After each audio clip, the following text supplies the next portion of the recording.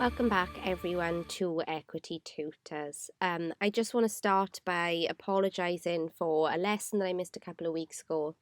I actually had a really bad flu, and thank you to Lauren for stepping in for me last week as well. So in the last lesson that you heard from me, I did 2 back-to-back lessons on exchange and transport in animals, and we covered different types of ventilation in fish, insects, and in plants. We discussed what exchange meant, what made for a good exchanged surface, and what characteristics made a good exchange surface. And then we looked at gas exchange specifically in mammals, so looking at the lungs, looking at how the lungs are adapted to their function and the process of inspiration, expiration, and again, how the anatomy of the lungs are suited for that function. And then finally, we went over the spirometer. Lauren also covered transport in plants, so transpiration and translocation, and digestion and absorption with you. So we're reaching towards the end of the exchange of substances or exchange transport, depending on what your exam board is. You may call it something different, but exchange and transport is, generally speaking, what this module is covering. So we are nearly at the end. We have one topic left, which we may get into one lesson today, but if not, if it's too much information, I will split it over two. And that is on circulatory systems in mammals.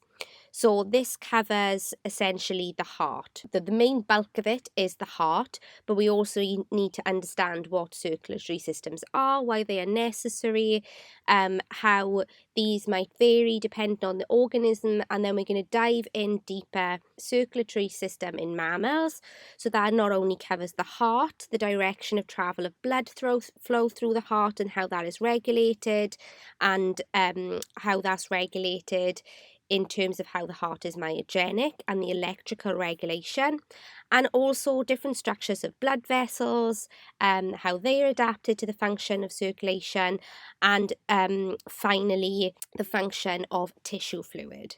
And I just wanted to take a moment to remind you all how important it is that you go over, subscribe to our Patreon page, and get all the extra content there.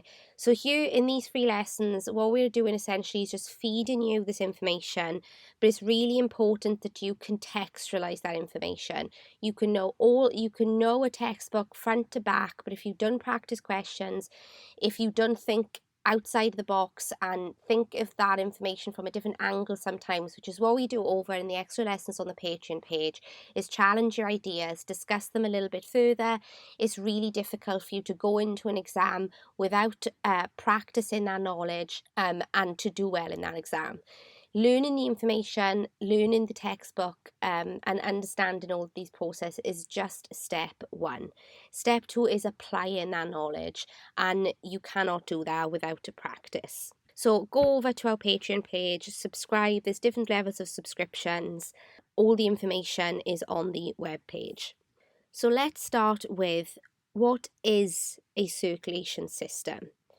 So in larger organisms where the surface area to volume ratio is not large enough for the diffusion alone, so remember when we talked about exchange of substances, in some organisms this is very simple and can occur, for instance, in a bacteria just across its membrane.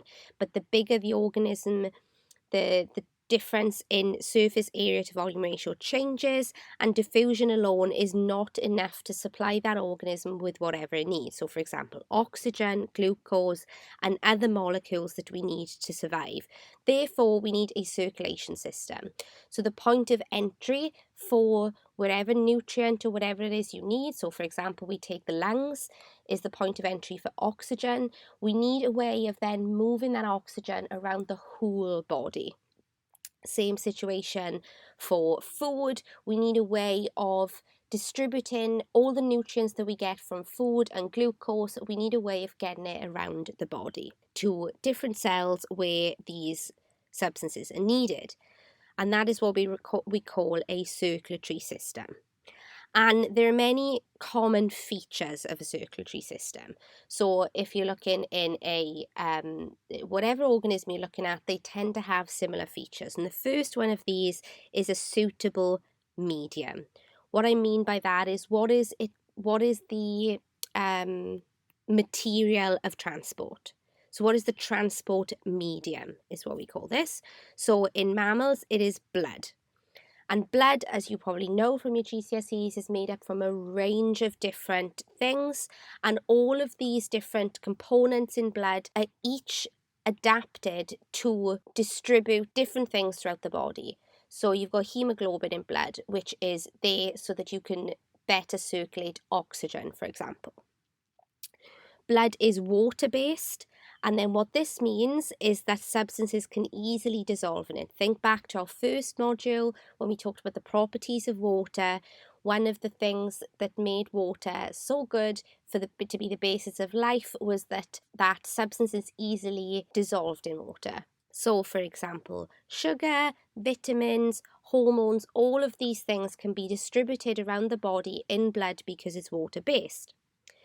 So the second common feature of a circulatory system is that there is a means of moving the medium.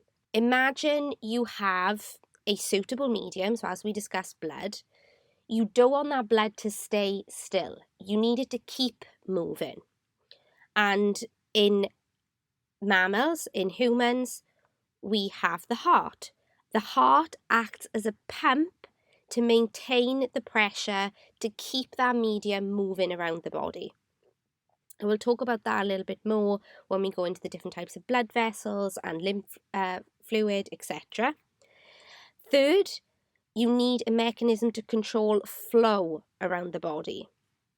So in some cases, you may want to, for example, stop backflow. And in mammals, we call these valves. So these are little flaps, which mean that the blood flow can only go one way, and if it tries to go another way, they close up. And then the final feature is that it's a closed system. So what do I mean by it's a closed circulatory system? So the blood is contained inside blood vessels and usually is only circulating unidirectionally. As we just described, it can't go backwards because of the valves. But in general, if we again use the example of the heart, the blood is circulating from the heart, goes all the way around in one circuit, all the way around the body before returning to the heart again. There is no shortcut back to the heart. It goes all the way around and then comes back in a closed system. So in mammals, the circulatory system is a closed double circulatory system.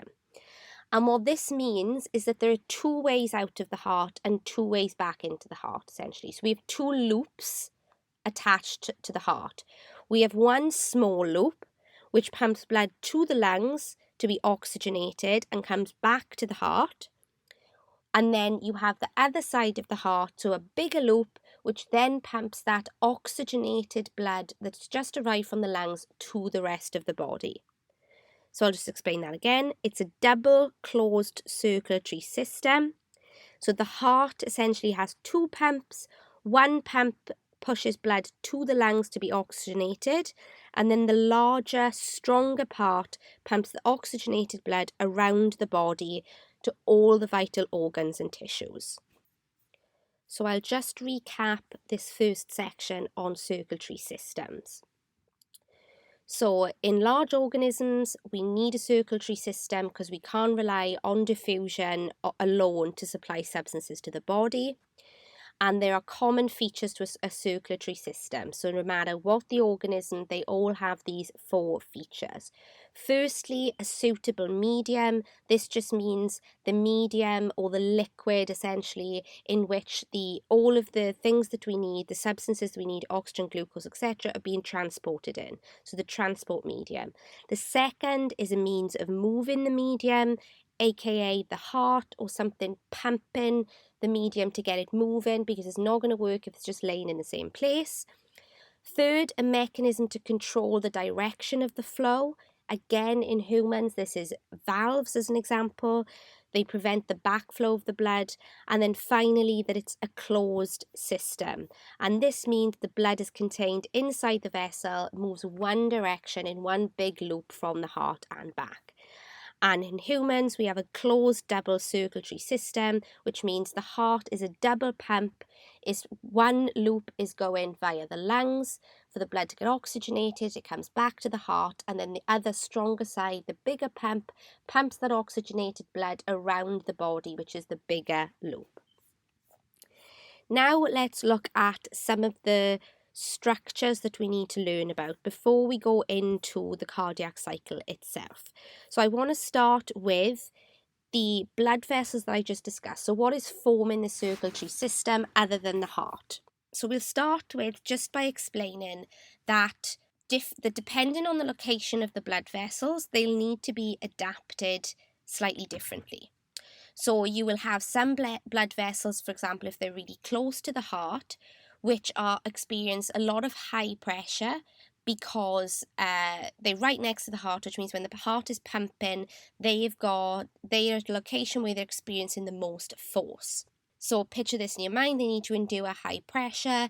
You get different blood vessels then where you need, which are further away from the heart, so they're under lower pressure. You also need smaller blood vessels to get into smaller areas of the body, and also to get into tissues in the body where you need the nutrients and oxygen to diffuse out freely. So these are the reasons why the blood vessels, the types of blood vessels, need to be adapted to their location in the body and their function. So we'll start with arteries. Arteries are adapted for carrying blood away from the heart to the rest of the body. So these are the blood vessels that are emerging from the heart. And as I just described, if they're closer to the heart, they're going to have to withstand a higher blood pressure because they're right next to that pump, which is forcing the blood out of the heart and therefore a higher pressure. And therefore, they contain elastic tissue in the walls. This allows them to stretch and recoil and smooths out the blood flow. They also contain smooth muscle, which enables them to vary the blood flow. So, for example, they can contract and relax depending on how much blood flow is needed during that time and by location. And they are lined with smooth endothelium to reduce friction and ease the flow of blood. And then we have arterioles. So these are little branches off the arteries. So essentially imagine you have a artery coming from the heart, which is going to your stomach. When it gets to the stomach, it needs to branch off into smaller parts, and these are called the arterioles. So these branch off arteries, they have thinner and less muscular walls, and their role is to feed into capillaries. So we're going from big to small. So we've gone from artery to arteriole to capillaries. And capillaries are the smallest blood vessels. This is where the metabolic exchange is going to occur. And this is because the walls of the capillaries is only one cell thick. So think, for example, of the alveoli when we were doing ventilation.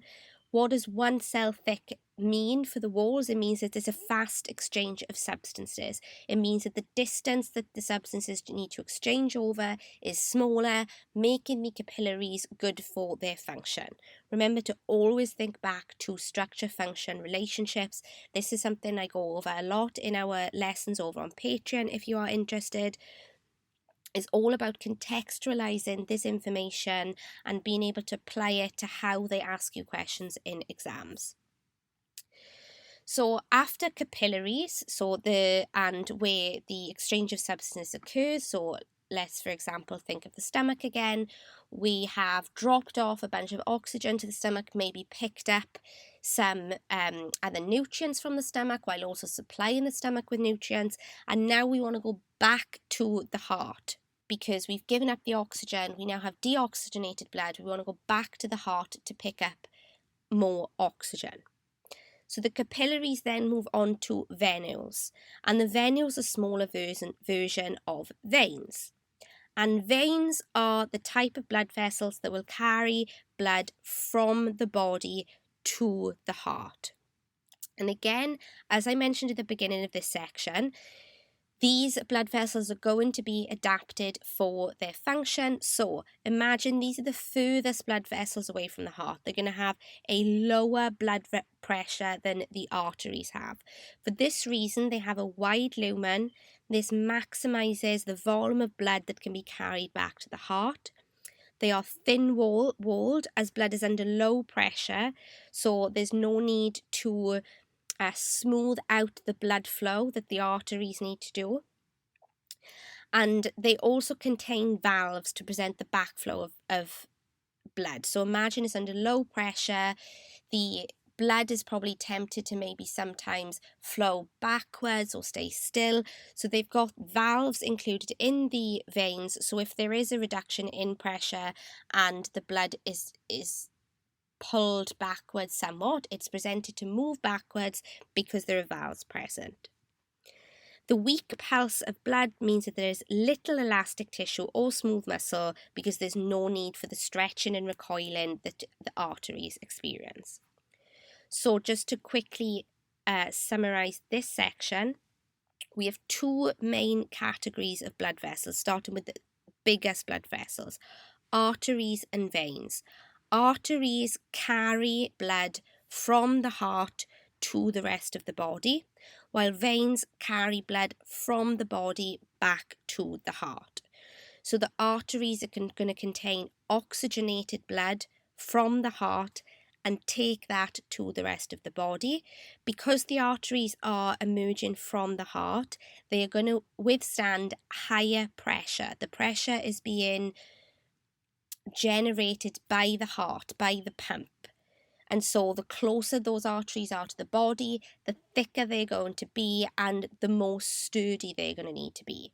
For this reason, they've got thicker walls made to withstand this high blood pressure, and they even have elastic tissue, which means they can be springy. So with each pump of the heart, they can stretch out and then recoil to smooth out the blood flow. They also contain smooth muscle, which can contract and relax. This will also control blood flow in different areas of the body. A really good example of this is when you're hot. One of the reactions is that your blood vessels can expand so that there's more blood flow to the surface of the skin, and there will be more vaporization. You'll learn about this at a different time. It's just an example of how muscles in blood vessels can control the amount of blood flow in that area to help with a specific problem. And the veins are almost the opposite structures of arteries. So they have a wide lumen and thin walls, and this is because they are under low pressure. So we want to maximize the volume possible in order to get as much blood flow back to the heart. And the other feature of veins that you need to know is that they contain valves. Again, this is related to the low pressure. You can imagine it's really far away from the heart, so it's struggling to feel the effects of that pump. So there is a risk of backflow in the veins, so it means that they have valves. Then we also have arterioles, which are essentially branches of arteries, and venules, which are branches of veins. And then finally capillaries, which are the smallest blood vessel of all, and these have a 1 cell thick wall for fast exchange and are the site of metabolic exchange. So these are the little blood vessels that will infiltrate your tissues and your organs.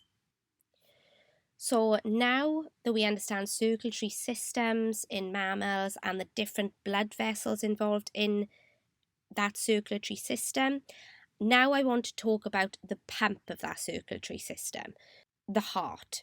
And I'm going to split this into, firstly, let's just understand the structure, the direction of the blood flow, because there's going to be a lot of new words which seem scary, and a lot of terms that can be quite tricky. So firstly, I just want to slowly go over the direction of blood flow through the heart, and then in the next lesson we'll probably cover how that blood flow is regulated. So let's look at the heart structure. And another tip I always give is that you look at as many different diagrams as you possibly can, because they're all going to be slightly different. You don't want to just get used to the one in your textbook or the one that I'm showing now on screen. Again, if you listen to this in podcast form, I always put a link to a Google Doc with all the images below. But you don't want to get used to just those images, because in an exam, they love to put a slight spin on a diagram, or put something in there which is confusing, label something that you haven't heard of before to try and confuse you. So try and label the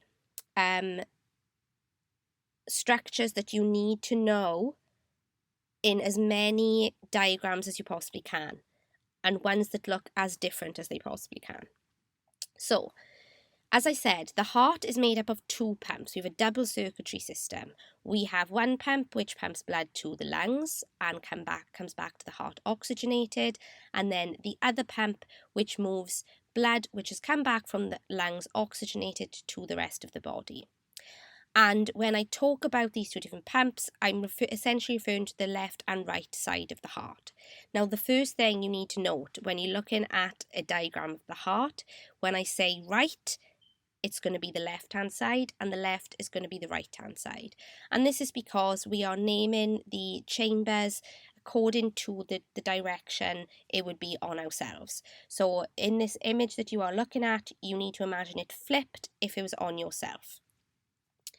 So the chambers of the heart are called the atrium and the ventricles. So the atria and the ventricles. And you have a right atria, left atrium, right ventricle, left ventricle.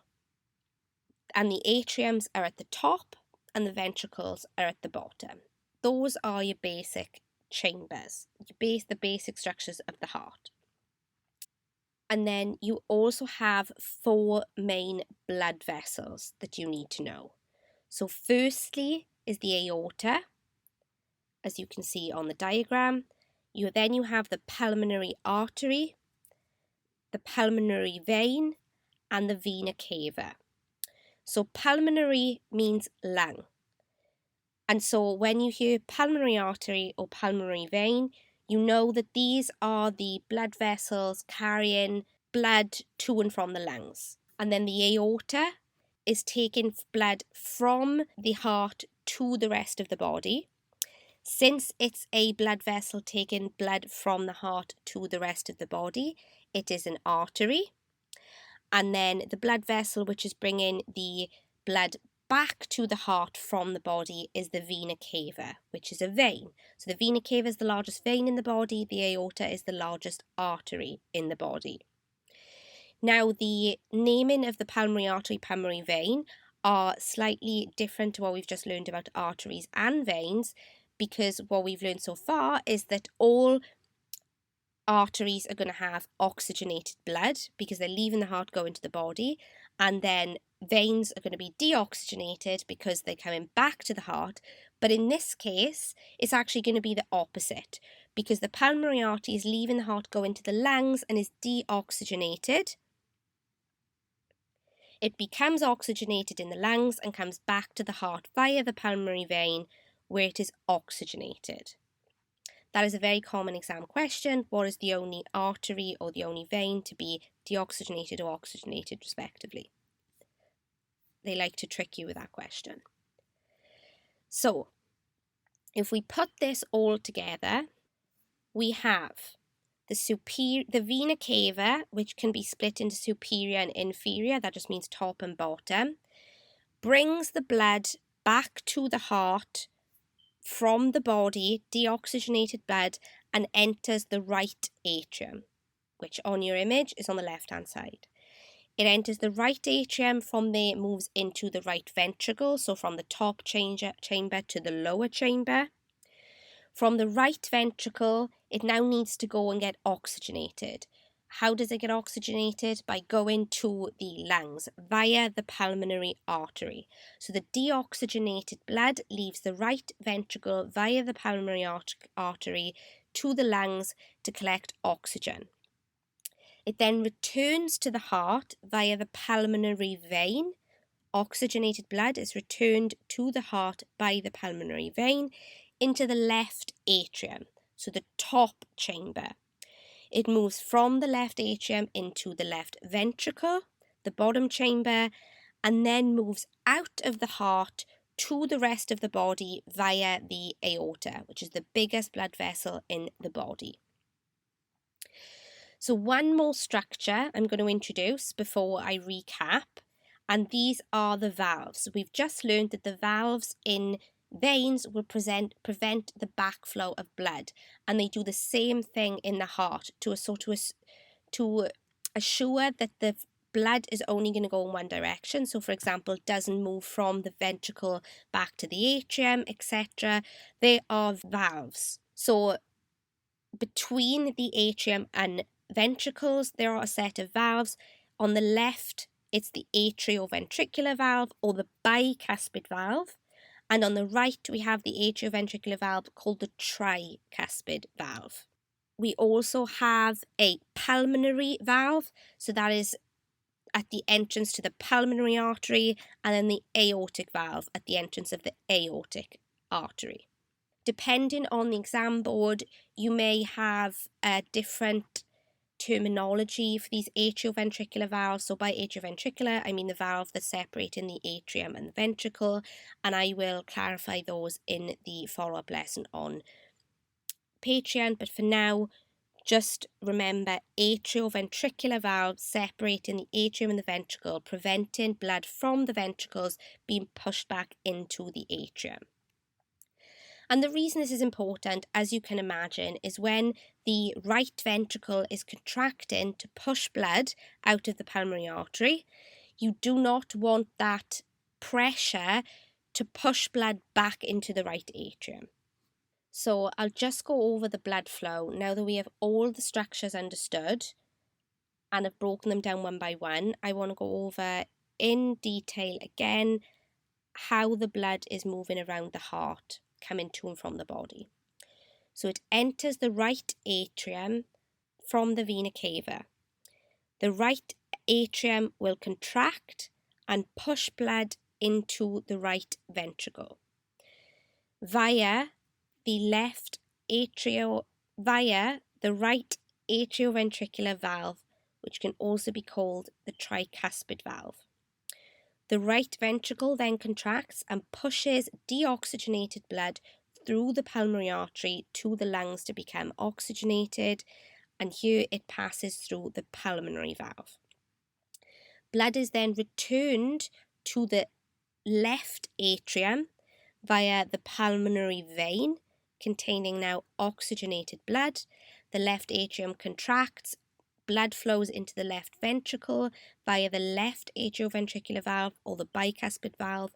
Some people may also call it the mitral valve. The left ventricle then contracts, pushes blood through the atrial valve into the aorta to distribute oxygenated blood through the body. And one thing more I want to mention before I finish this lesson, and again I will be finishing this topic next week, is the topic of why we need two separate pumps. So I explained at the top of the lesson that this is a closed double circulatory system. So we have one system that is with the right side, which takes deoxygenated blood to the lungs, and then it returns to the right side, the left side of the heart. And then we have a bigger loop, which is distributing the oxygenated blood to the body. And the reason we need those two separate things, the two separate circulatory systems, and not just the blood going to the lungs first and then carrying on all the way to the body, is that we need to maintain a blood pressure around the whole body. So one pump sending the blood to the lungs and then trying to maintain that pressure as the blood comes out of the lungs as well, we wouldn't be able to maintain the pressure just from the one pump alone. Therefore, it comes back to the heart so more pressure can be applied before it's to distribute around the whole body. So next week I will be applying an added level of complication onto this. So you need to really make sure that you understand all of those structures and the direction of blood flow through the heart, because next week what I'm going to do is talk about how that process is regulated. So I briefly talked about the right atrium contracting, moving into the right ventricle, etc. But that is actually all regulated by the heart itself. So I wanted to break down step by step the cardiac cycle. So what is regulating the right atrium to contract, what is making the right ventricle contract, and how those muscles are excited, so that we can then layer that over what we just learned about the direction of travel. And then finally, we want to learn about hemoglobin. And then for some of you, we'll also be going over tissue fluid and how that is formed. So thank you so much for listening. Remember, you can access additional content on our Patreon page by searching for Equity Tutors, where we have a second 30-minute lesson every week, plus monthly bonus content. You can also find us on most social media platforms. We will keep you updated on new content, and you can find us there by searching for Equity Tutors UK. Please like, share, subscribe and comment wherever you are listening, and if you're enjoying, please leave a review. Bye! Bye!